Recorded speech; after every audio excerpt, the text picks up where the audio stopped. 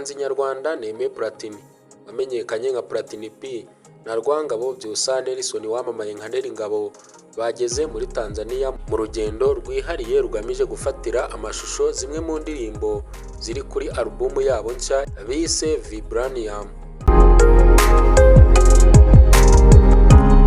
Nkuko Ishimwe Karake Clement uyobora Kina Music yabitangaje, yavuze ko aba bahanzi bageze muri iki gihugu kuwa gatatu tariki 24 Nzeri 2025 aho bazamara icyumweru cyose.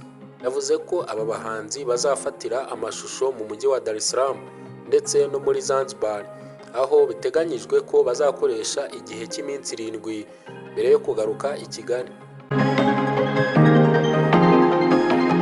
Intego y'uru rugendo nk'uko byasobanuwe ni ugufata amashusho y'indirimbo zatoranyijwe zigize alubumu yabo zikazabafasha kurushaho kwamamaza no gutambutsa umuziki wabo ku rwego mpuzamahanga. Zanzibar izwi ku mazi meza yayo asukuye n'ibirwa byiza, ihuza neza n'ibyifuzo by'aba bahanzi byo gushushanya amashusho agaragaza ubuzima, imico ndetse n'ubwiza bw'ibidukikije mu buryo butangaje kandi bunogeye ijisho. Platini na Neringabo bateganya gukoresha uyu mwanya kugira ngo amashusho yabo abe ari ku rwego mpuzamahanga kandi akurure abafana benshi. Album Vibranium iri gukorwa na Kina Music yitezweho kuzana impinduka mu njyana ya Afrobeat n'umuco nyarwanda, ikazafasha aba bahanzi gukomeza kwagura ibikorwa byabo mu ruhando rw'akarere n'isi muri rusange.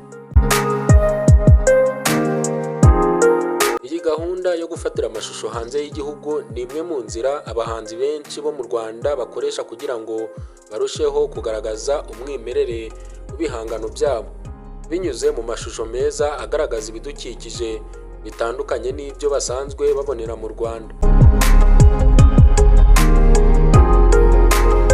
Platini na Neringabo bazagaruka mu Rwanda nyuma y'icyumweru, bazanye amashusho y'indirimbo zabo nshya azacicikana ku mbuga nkoranyambaga n'ahandi hantu hatandukanye mu buryo bwo kwamamaza no gukurura abakunzi b'umuziki wabo.